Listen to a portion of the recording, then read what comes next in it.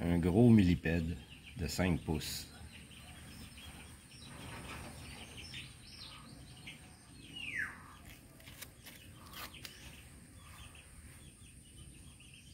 Plus long que mon doigt. Quasiment la même grosseur que mon doigt.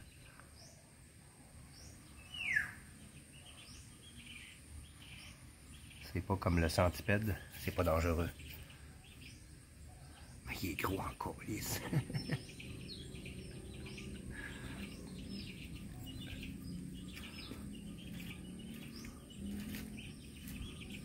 Et le paquet de pattes qui est après ça. J'appelle pas ça un millipède pour rien. Nos petits millipèdes qu'on a au Québec, c'est rien à côté de ça. Au Québec, c'est peut-être cette longueur-là. Mini, brun foncé. Lui, je vais l'envoyer ailleurs. Je veux pas qu'il s'en aille proche de la maison. Parce qu'il était collé sur la maison quand je l'ai attrapé. Aïe, oui. Je vais l'envoyer pour qu'il s'en aille plus en arrière.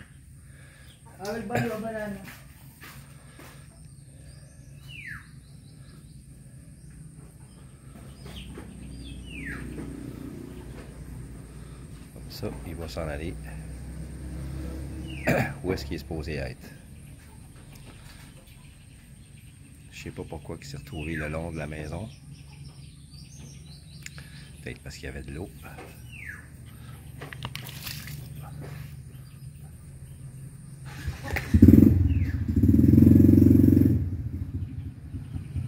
J'aime pas le bruit de son moteur, son muffler. Son neveu a réparé la moto de ma blonde parce qu'il y a eu un accident avec. Il en fait plus que supposé. Le silencieux était très bon. Il y en avait un en stock, il l'a mis dessus.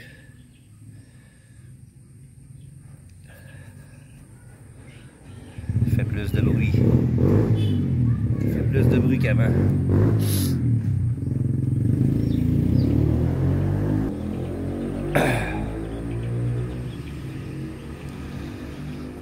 Un petit vlog en passant. Juste après l'inondation qu'on a eue hier. Un typhon est passé proche. Très proche. On a eu énormément de pluie. Tout ça ici était inondé. Tout ça. Puis on est en bas ici. Donc on est plus bas que la rue. Donc toute l'eau qui tombait descendait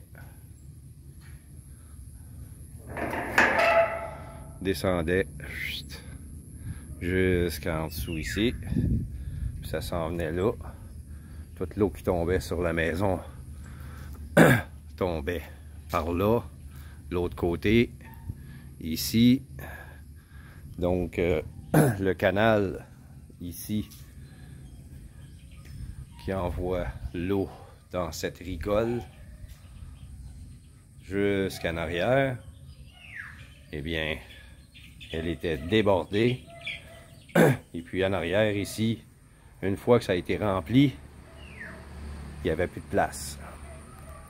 Le sol était saturé d'eau. Ne pouvait pas l'absorber à mesure qu'elle tombait. Donc ça a créé de l'eau qui est montée ici.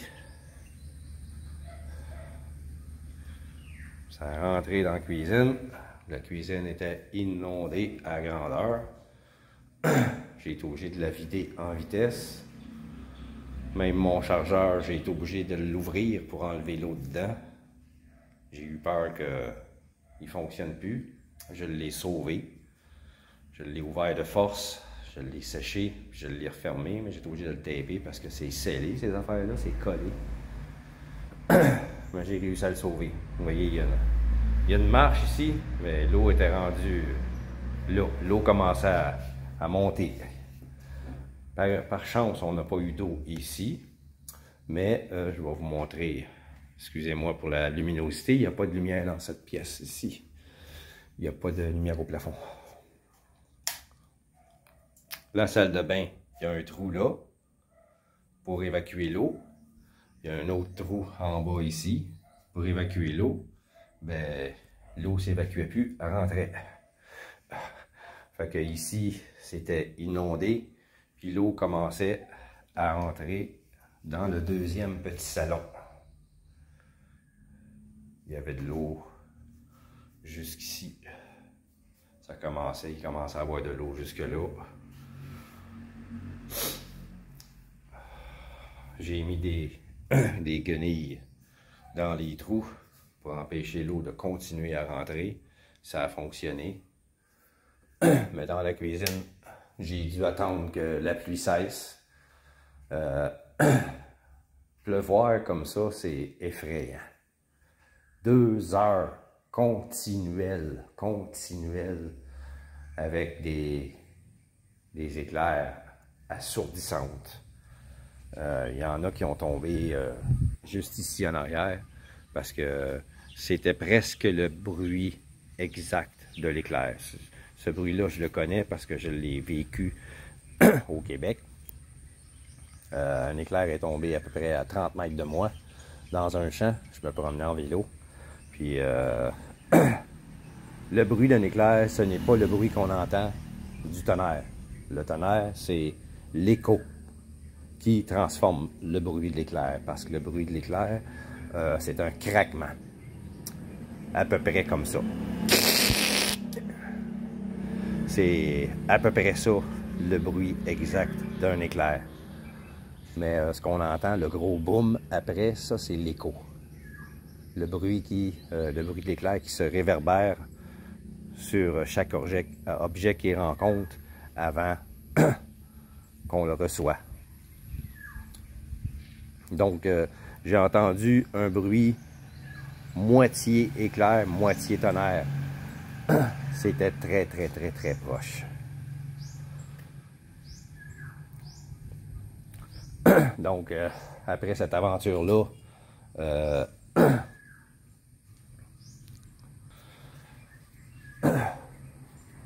après avoir sauvé toutes les choses dans la cuisine pour éviter que tout soit mouillé, je suis sorti dehors dans l'eau. J'avais de l'eau jusque là. Excusez-moi, j'avais de l'eau jusque là, ici à l'extérieur, pour me rendre compte que cette cage-là qui contenait un poussin était rendue là-bas. On a ouvert la cage, puis le poussin était en train de se noyer.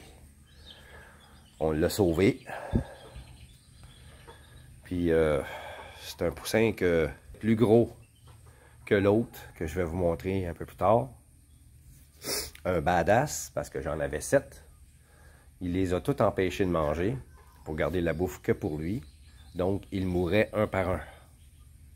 Le dernier, j'ai pas voulu qu'il meure, donc je l'ai mis avec mes autres poulets, que je vais vous montrer aussi. Mes autres petits poussins, qui sont plus tellement petits, mais en tout cas, c'est des poussins. Je l'ai mis avec.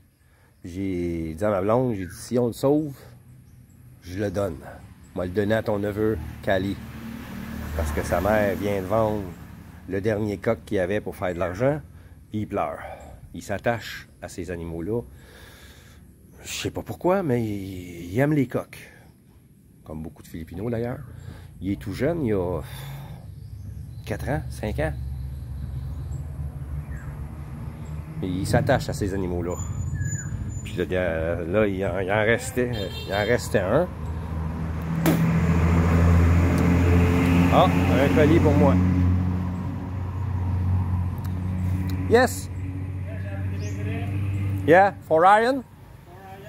Yeah, okay.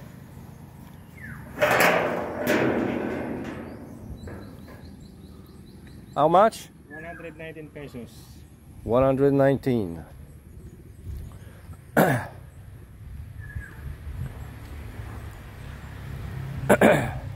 C'est sûrement le collier de ma chienne que j'ai commandé. Parce que j'avais un harnais. Elle l'a mangé. Un harnais en tissu, elle l'a mangé. La sorte de chien que j'ai, c'est un berger malinois. Cette race de chien-là, les éleveurs l'appellent le requin. C'est pas pour rien.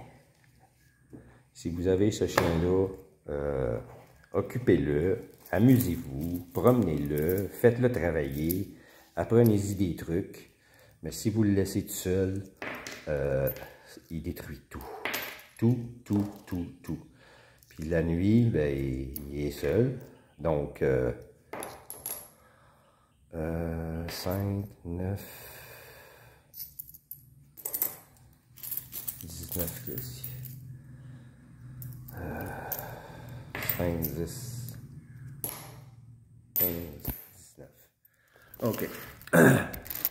Même la nuit, si vous le laissez seul, moi je la laisse seule sur la terrasse. Puis ma blonde a la mauvaise habitude de laisser des choses sur la table. Son paquet de cigarettes, il l'a détruit. La tasse qu'elle boit son café, il l'a cassé. La chaise, il a commencé à la ronger, une chaise de plastique.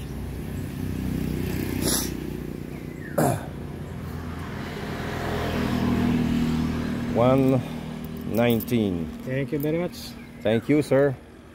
Welcome. Have a nice day. Thank you.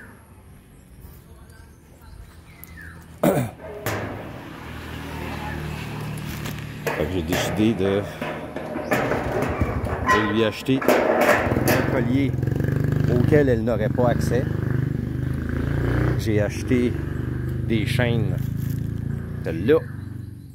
J'en ai 3 de même, avec des attaches comme ça qu'elle ne peut pas ouvrir. Une fois vissée, oubliez ça, elle ne peut pas l'ouvrir. Elle ne peut pas manger, c'est du métal. Je vais vous la montrer. Elle est rendue à 4 mois. Puis c'est déjà une terreur. Hein, princesse? Et, boy. Ça, c'est ton collier. Hein? Your collar. Elle commence déjà à sauter. Elle saute jusqu'ici. Elle est capable d'appuyer son poitrail en sautant. Come. Come here. Crazy girl. Hein? Ouch. Don't bite me. C'est une autre chose qu'elle fait. Ces chiens-là, il faut les dompter jeunes à ne pas nous mordre ou les contrôler. Parfois, ils sont durs pour ça. C'est instinctif pour eux autres. Mordre, toujours mordre. Toujours mordre. Tout.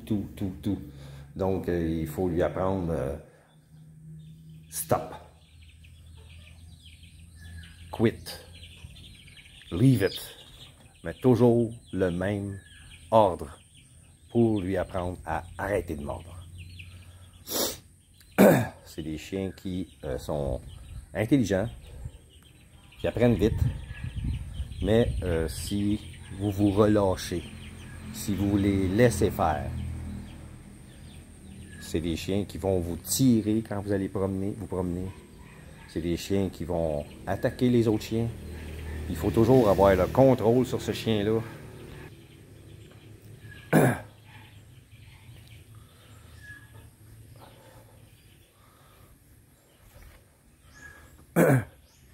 Et je voulais acheter un berger allemand pour croiser avec elle. Mais les bergers allemands sont pas achetables ici. Excusez-moi. J'ai un sacré rhume. On est en pleine saison des pluies, puis la nuit, c'est pas chaud. Je suis plus habitué. J'étais habitué à 42, puis là, ben, il fait 31 la nuit. Pour moi, c'est un petit peu frette. J'ai attrapé le rhume. Ma blonde aussi, d'ailleurs. En passant, je peux plus aller me promener dans la rue avec ma chienne. Il y a une épidémie de parvovirus. Tous les chiens dans le voisinage sont en train de mourir. J'ai beaucoup de peine. J'ai beaucoup de peine. Les hosties de chiens errants sont tous en train de mourir, un après les autres. Un après les autres. Dans le barangay à ma blonde, 9 sont morts. Ça continue, ils sont malades. Là. Il y en a de plus en plus qui sont malades. Tous les chiens que les gens ne voulaient pas restreindre, parce que le capitaine du barangay, on peut appeler ça un maire d'arrondissement, si vous voulez, avait décidé que tout le monde devait garder leurs chiens chez eux, en laisse ou restreints dans une cour, parce que les chiens causent des accidents. Et oui, ils sont tout le temps dans les rues, ça court partout, puis il y a des gens qui ne veulent pas les tuer en roulant, donc ça cause des accidents. Ils font des manœuvres dangereuses. Moi, c'est pas mon cas. Il y en a un sur l'autoroute qui s'est crissé devant moi. J'ai pas ralenti, je l'ai tué. Bling bling. Un de moins. Mais les gens ici, les Philippins, c'est des... Moi aussi, c'est des animal lovers, mais les animaux contrôlés. J'aimerais pas tous les animaux, même s'ils sont dangereux. Je vais vous donner un exemple. Il y en a un que je trouvais très beau, qui appartient à la sœur à ma blonde. Un chien nu mexicain.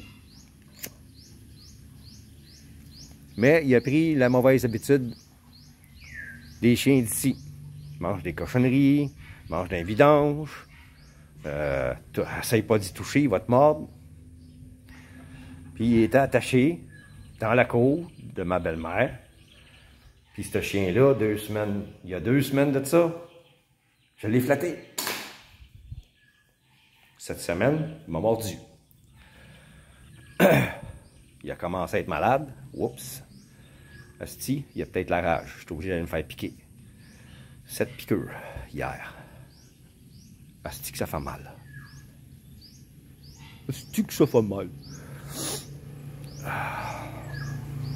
J'aime pas les aiguilles d'avance. Puis les plus petites, c'est celles qui font le plus mal.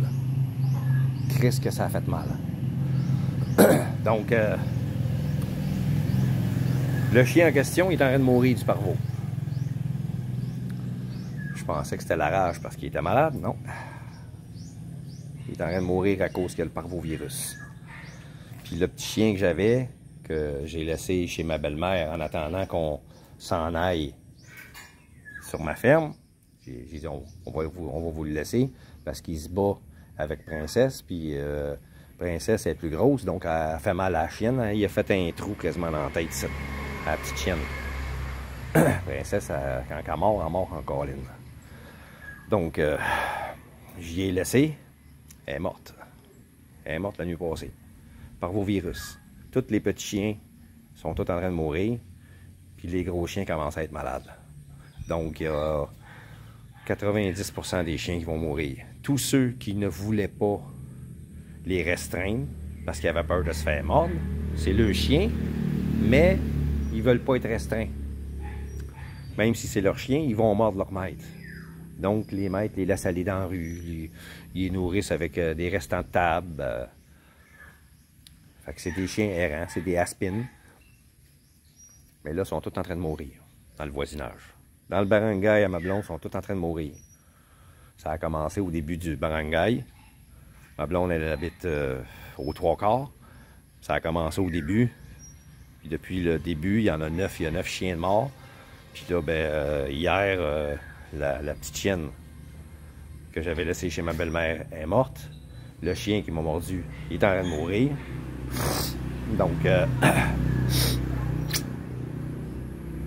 il y a 91% de chances qu'un chien meure s'il n'est pas traité. Ces gens-là, ils n'ont pas d'argent pour aller chez le vétérinaire. Ils n'ont pas d'argent pour payer 3-4 000 pesos pour donner un vaccin à leurs chiens. C'est des chiens errants qu'ils ont. Donc, ils vont tous mourir.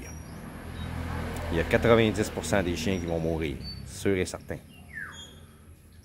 Fait que dans le barangay, il n'y aura plus de chiens en rue. Parce que tous ceux qui ont réussi à restreindre leurs animaux, le capitaine va leur dire, vous les gardez en dedans maintenant. Si on les retrouve dans la rue, j'appelle quelqu'un pour les ramasser, vous les perdez. Donc, enfin, ils vont arrêter d'avoir des accidents dans ce barangay-là. Ça fait 2 fois que le capitaine va en cours à cause d'un accident.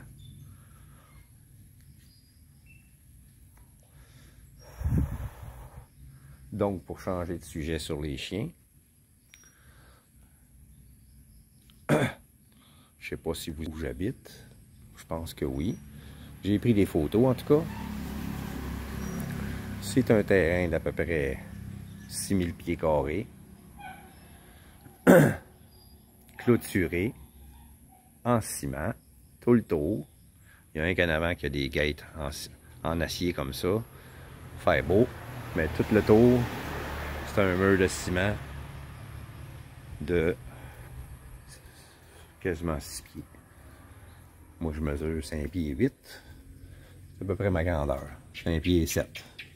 Un mur de 5 pieds 7 tout le tour. En fermant la gate, ça empêche les chiens de venir. Il y a des poulets qui viennent.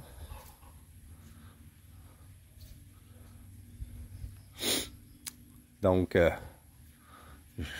sur la propriété, il y a des bananiers, cocotiers. Celle-là, je l'ai récolté l'autre jour. Tous les cocotiers ont été récoltés en même temps. Ça m'a donné 53 noix de coco. 53 noix de coco que j'ai pu vendre. Ça m'a donné 13 noix de coco que je vais planter sur la ferme. Où c'est qu'ils sont? Chris, il est venu les chercher. Ah non. Ma blonde les a mis ici.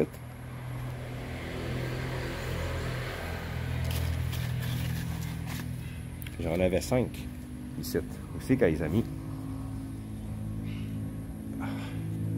Celle-là, on l'avait oublié. J'en avais 53, plus celle-là 54. Ah, sont là.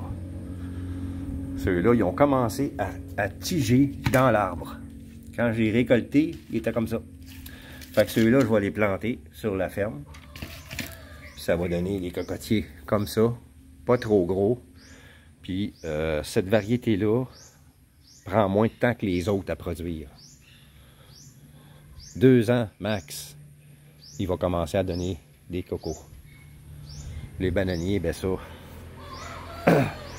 8 mois, ça donne des bananes. Je vais vous montrer les bananes que j'ai sur la table. Elles ont été récoltées hier. J'ai fait un arrangement avec la proprio pour les bananes. Moitié-moitié. Fait que ça, c'est la moitié de la récolte. Sur un régime de bananes, j'ai pris ça. C'est la moitié. Il y en avait 4 comme ça. Ceux-là, c'est des bananes que nous autres, on appelle des plantains. Ici, ils appellent ça des sabats. Là, ma blonde, je ne sais pas si vous l'avez entendu au début du vidéo, elle a dit « Je m'en vais t'acheter des bananes. » Des Senorita. Les grosses bananes qu'on a, nous autres, ici, sont petites. Sont à peu près longues comme ça. Ils appellent ça des Senorita. Très, très, très sucrées, très bonnes. J'ai des arbres qui produisent des Senorita ici et des sabats. J'ai ici sur la propriété que j'ai louée. Bon, je vais mettre mes slippers, comme ils appellent ici. Mes crocs. Je vais mettre mes crocs. Hey, des crocs authentiques. 4 piastres. J'ai regardé sur internet. Ça vaut 50 piastres ces crocs-là. Ah, ici, j'ai un autre coco. J'ai encore des noix de coco dedans, mais ils sont pas prêtes. J'ai un autre arbre ici. Vous voyez, il y a un fruit à terre. Une mangue. Un manguier. J'ai fait la récolte la semaine passée. Ça, c'est un manguier ici. Celui-là. J'ai fait 2 récoltes là-dedans. Ça m'a donné à peu près 90 mangues. Les bananiers, il y en a partout. Vous voyez, il y en a là, là, là. Ça, c'est un bananier, là. Hein, ça, c'est un bananier. Celui-là, ici, je sais pas c'est quoi. Je me demande c'est quoi. Ça ressemble à un papayer. Mais il n'y a pas de papaye dedans. J'ai oublié de demander à ma blonde c'est quoi. Ça ressemble à un paper tree. La couleur de l'écorce, ça ressemble à un paper tree. Je pense pas que c'est un paper tree. Il est pas assez solide. C'est un paper tree, c'est plus solide que ça. Ça non plus, je sais pas c'est quoi.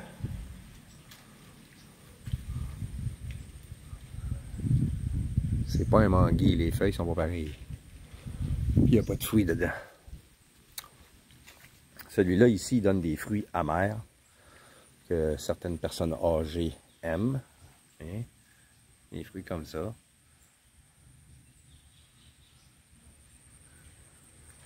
Certaines personnes cuisinent avec ça. Ici, j'ai un autre arbre que je sais pas c'est quoi. Il n'y a pas de fruits dedans, donc c'est pas intéressant. Ici, j'ai un fruit qui fait des goyaves. Il y a des petites goyaves dedans. Voyez, j'ai un autre bananier ici que j'ai récolté la semaine passée. Un asti de gros régime de bananes. Celui-là, au lieu d'en avoir 4, un en arrière de l'autre, il y en avait 8. Vous voyez celui-là? Oh, lui il est malade. Ce fruit-là, il est malade. Attaqué par les insectes. Vous voyez? Ça va venir long comme ça. Une grosse goyave. Hey, la bébite, lâche-moi. Un autre qui est malade là. Un autre là. Si on n'a pas traité ces arbres-là, si tu ne les traites pas, les insectes les attaquent facilement. Sur un arbre comme ça, tu vas peut-être sauver une dizaine de goyaves au plus. Tout le reste va être attaqué si tu ne le traites pas. Ici, j'ai une belle plante, comme ça. Il y en a un autre plus loin, plus petite, que je vais enlever du sol et je vais l'amener avec moi. Vous voyez, il y a un autre régime de bananes là. Ça, c'est encore des sabbats.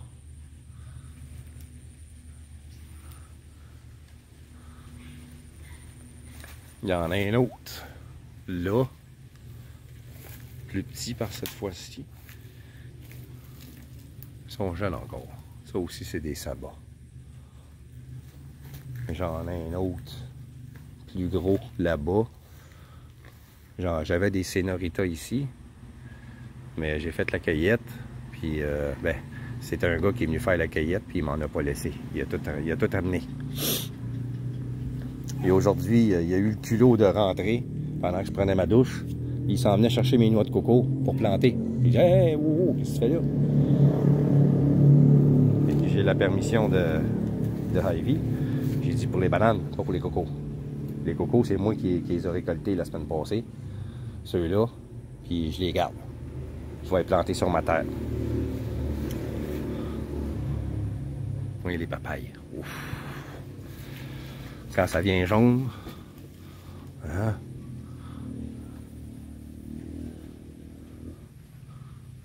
Avant que je parte, je vais en récolter une coupe. C'est une à l'arrière de l'autre, ça. Ça va en faire jusqu'en haut, là. Il y a des petits là, qui poussent en haut. Ça fait 4 que je récolte.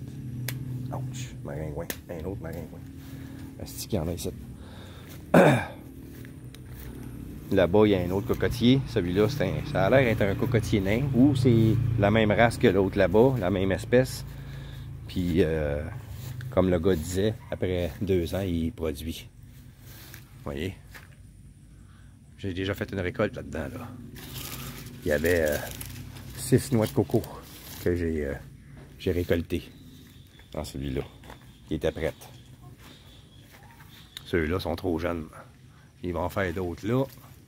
Puis il y en a d'autres petites en haut. Donc, il y en a en masse. Oh, un autre papaye ici. Ça pousse vite. Papaye, en 6 mois, tu as des fruits. Ça pousse très vite. S'il est tout seul, en plein soleil, Un plant comme ça, habituellement, serait supposé être 2 fois la hauteur qu'il est en ce moment. Mais il est en dessous d'un cocotier. Il n'y a pas beaucoup de soleil, qui pousse plus lentement. Mais il va produire quand même. Il va produire quand même.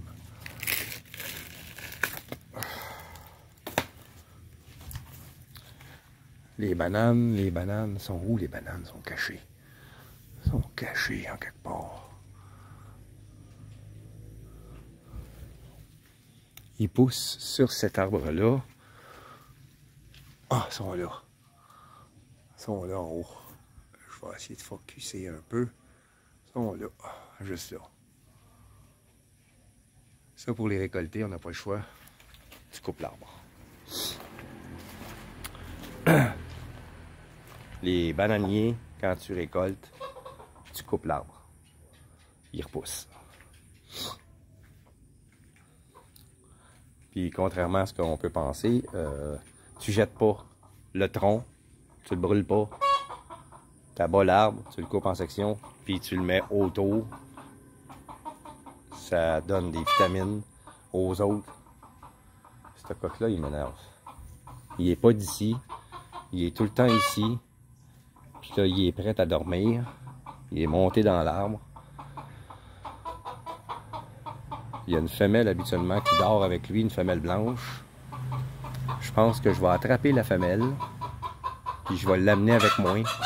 Puis lui, je vais y faire sa fête. Il va aller dans une tinola. Je suis tanné de l'entendre.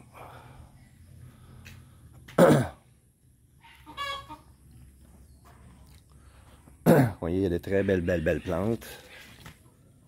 Ici, très grosses feuilles. La plante que je vais amener est en plein milieu ici. Comme si quelqu'un avait lancé une tige. Et ça a poussé là. La plante avec des points dessus. Je vais déterrer ça. Je me suis acheté des pots pour transplanter. J'ai fait des coupures un peu partout, comme cet arbre-là, qui fait des fruits qui ressemblent à des mûres, vous voyez. On appelle ça mulberry. C'est originaire d'Australie, cet arbre-là. Ça fait des fruits qui ressemblent aux mûres, mais c'est moins sucré. Je vais essayer de faire de la confiture avec ça. Confiture de mûres. On va mélanger ça avec des fraises. Confiture de petits fruits. Vous voyez, tous les arbustes qui sont ici, j'ai tout pris des cotes. J'ai tout pris des cotes de ça, que j'ai mis dans l'eau, faire de la racine. Vous voyez comment c'est beau. Hein? Toutes mes plantes que j'ai ramassées ici. Une autre sorte de langue de belle-mère, une autre sorte de feuille, ça c'est ça, les deux, ça puis ça, c'est la même chose. Un autre ici, ça devient très gros ça. Un autre ici, ça vient pas gros, mais ça fait de très belles fleurs rouges. Ça, c'est un genre de cactus qui s'auto-plante. Les bébés tombent, puis ils reprennent. Ça ici, ça vient gigantesque. J'ai hâte de trouver un endroit pour mettre ça. Ça vient énorme. Ça fait un gros éventail. Il y avait ça sur le resort où je suis arrivé à Manille. Ici, là-dedans, j'ai 3 sortes de plantes différentes. Là-dedans, 2 sortes différentes. Puis j'ai ceux-là que j'ai à planter encore, j'attends qu'ils fassent des racines. Dans ça, j'en ai 3 aussi que j'ai plantés. Toutes ces plantes-là, je vais tout amener ça sur ma terre. Tous ceux-là aussi.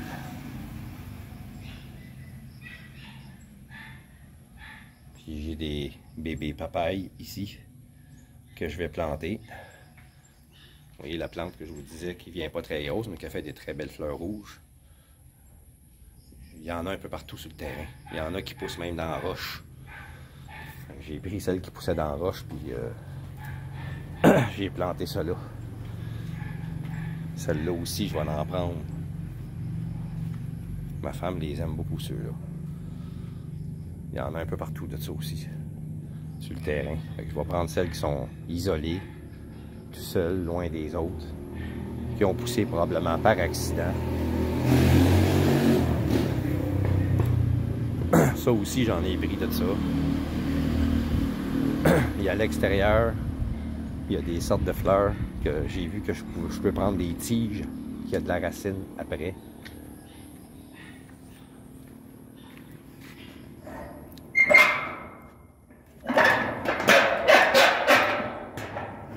Ah oui! Ah, barouette. Elle voulait pas s'ouvrir. Ça, c'est décoratif. Et il y a celle-là ici, que j'ai vu en arrière que je pouvais prendre des tiges. Puis cette fleur-là. La base est comme ça. À la base, j'ai vu que je pouvais prendre des tiges. L'autre avec. Ceux-là aussi, je peux prendre des tiges. Et les replanter. Donc, je vais prendre une tige de celle-là, 2 de celle-là. Ici, je suis capable d'en prendre une de celle-là. Je vais en mettre autour de la maison. Oui. Cèdre. Ça aussi, j'en ai pris. Les autres, ils appellent ça de l'orégano. Ça sent la même chose que nous autres, mais ça a l'air plus d'une plante grasse que d'une plante qui fait des fines herbes. Non, elle n'est pas rentrée dedans. Ah. Donc, avant qu'il fasse trop noir, je vais vous montrer mes poulets de 45 jours. Mes poulets à chair. Hein, il est rendu ici le coq avec une femelle. Cette femelle-là, elle vient un casteur-là. Elle va monter dans l'arbre qui est là pour se coucher la nuit. Celle-là ici m'a été donnée par le propriétaire de la terre que j'ai acheté. Très gentille cette poule-là. Mes poussins 45 jours sont là. Avec le petit dernier survivant. Je vais le mettre à 1 seulement. Hein? Vous voyez une petite tache brune là? Ça c'est un poulet philippin.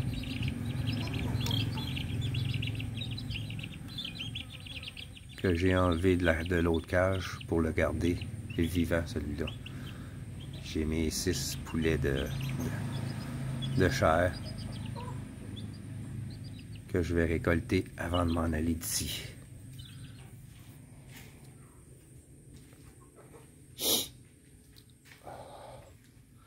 Donc, c'est ça pour le petit vlog.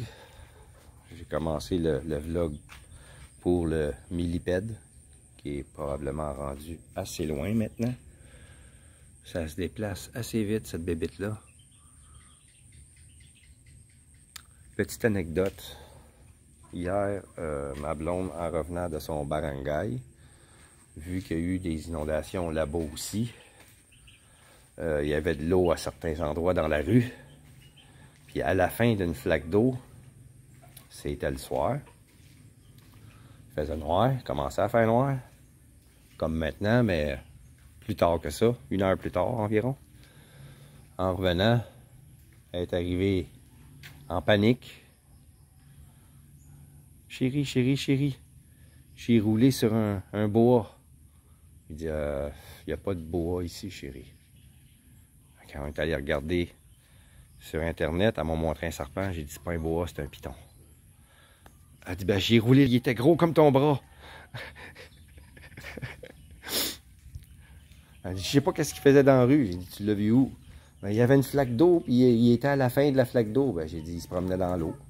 Il se promenait dans l'eau, il chassait.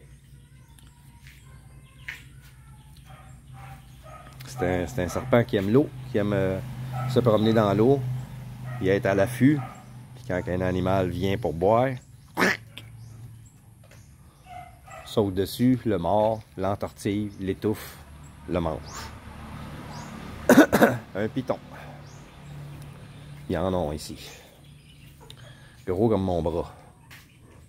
J'ai pas des très gros bras. Je suis pas Monsieur Muscle, mais quand même, un python de cette grosseur-là, Rendu à cette grosseur-là, il doit être 8-9 pieds de long. Pas envie de le rencontrer, moi. Elle a roulé dessus avec sa moto. Bang, bang. Elle dit, je l'ai peut-être tué. Non, tu l'as pas tué. C'est pas facile à tuer ces animaux-là. Faut qu'il coupe la tête pour le tuer. Et même encore. Son cerveau, il est même pas dans la tête. Qu'est-ce que tu fais ici, toi? Le calice de chat dans la maison. Psst! Get the fuck out of here! Mais! Des calices! C'est un mâle en plus. Ces sacrements-là, tu les adoptes, si tu leur donnes à manger, pour te remercier, ils pèsent sur le mur après. Il est venu ici pour probablement licher la casserole que ma blonde a oublié de laver. Il rentre dans la maison. Au début, il rentrait dans la maison puis il se couchait dans le salon. Il se couchait sur le petit sofa de coin dans le salon. Sur ce meuble-là, je vais allumer la lumière. Là, on a mis les boîtes qu'on a enlevées de la cuisine quand il a commencé à avoir de l'eau. J'ai enlevé les boîtes qui étaient à terre. Mais il dormait là, sur ce meuble-là. Là, il peut plus rentrer. On lui a interdit de rentrer dans la maison. Il allait dormir sur ma terrasse de l'autre maison. J'ai décidé de quitter cette maison-là parce que les plafonds commencent à couler. Elle n'entretient pas tellement ses affaires, cette madame-là. Chut! Va-t'en! Va-t'en! Chut! Chut! s'est battu avec un autre chat l'autre soir. Un orange. Ils ont déchiré. Ils se sont battus parce que j'avais un sac ici. Ils ont monté sa cage. Ils ont déchiré le sac pour le vider à terre. J'ai dit à ma blonde de ne pas mettre la cage là. Elle l'a encore mis là. Fait que le chat, il va encore grimper sa cage pour avoir accès au sac à vidange. Ça, je vais rentrer ça dans la maison. C'est de la nourriture pour les petits poussins. J'ai pas acheté ça pour les coqs, les poules errantes.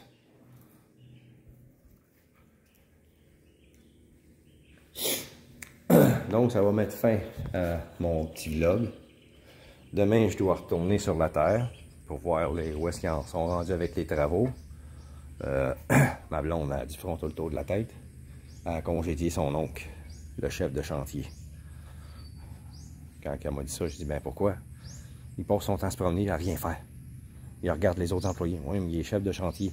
Il est supposé de les aider. Je ne le paye pas pour rien. C'est pas toi qui le paye, c'est moi. Ça revient au même. On le paye. Il ne dépense pas de l'argent pour rien.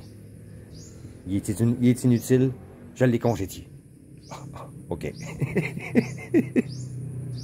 Pas d'argent à dépenser là-dessus. OK.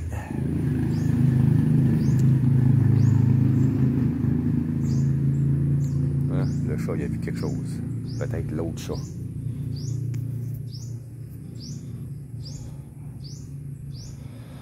Oh boy. Fait que des aventures, des aventures, des aventures. Une n'attend pas l'autre. Moi, je vais me préparer à souper. Je sais pas ce que je vais manger. Je vais regarder les restants dans le frigo. Ma blonde a fait du chop suey à midi. Je sais pas si on l'a tout mangé. Je vais voir ça. Fait que... on arrête la vidéo ici. Oh, une dernière chose. J'ai de ramboutan.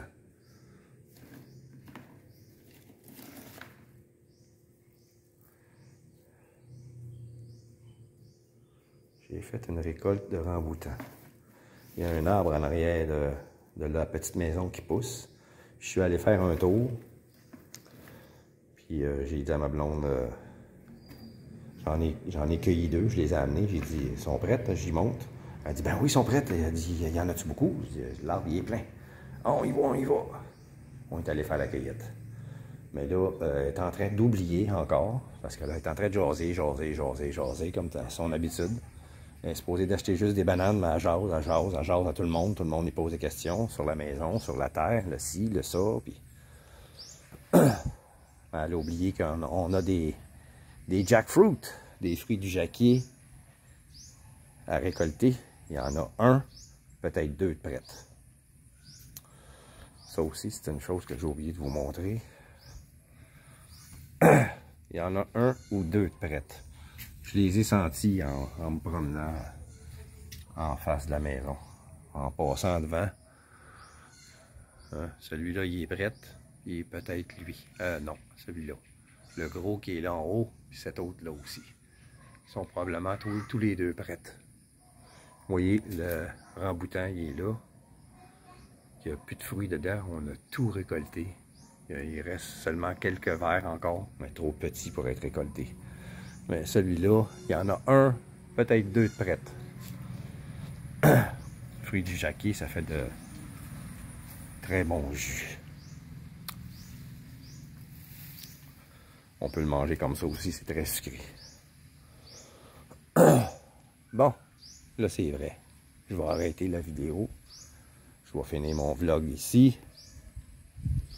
Si la maison est assez avancée demain, je vais en faire un autre.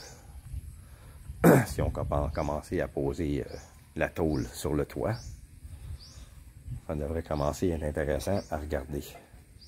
Avant, c'était juste des blocs de ciment colmatés avec du ciment. Ça avait l'air d'un vrai chantier.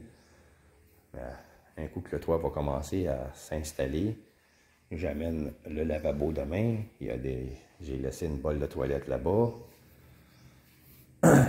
S'il a installé tout ça, ça va commencer à être intéressant. La douche aussi, j'ai acheté une douche. Ici, ils ne sont pas habitués à ça, les douches, mais moi, j'en voulais une. J'en ai acheté une belle, pas chère. J'ai payé 50$ pour quelque chose qu'on paye habituellement 300-400$ au Québec. Une douche murale. S'il l'a installé, vous allez voir ça. Donc, les amis, je vous dis à la prochaine. Merci de me suivre. Et si vous êtes nouveau sur la chaîne, un Québécois aux Philippines, 61 ans, retraité, j'achète une terre, bâtis une maison, puis je me fais une petite fermette. Puis je veux en vivre. Suivez mes aventures, regardez mes vidéos, abonnez-vous. Il y en a qui ont été filmés au bord de la mer, il y en a qui ont été filmés sur la terre. Puis au début, c'est des vidéos que j'ai faites quand j'étais au Canada pour vous parler de ma future aventure.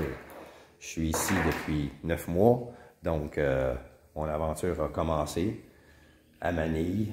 J'ai des vidéos de Manille aussi. Donc, regardez ça. Likez mes vidéos.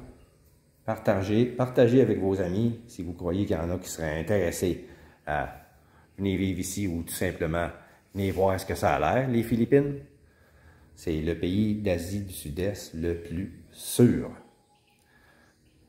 Les gens vont vous dire « Ah, c'est dangereux là-bas, puis tu vas te faire tirer une balle dans la tête. » Si tu te promènes dans des quartiers malfamés, tout comme à New York, en pleine nuit, oui, ça peut arriver en pleine nuit, pas en plein jour.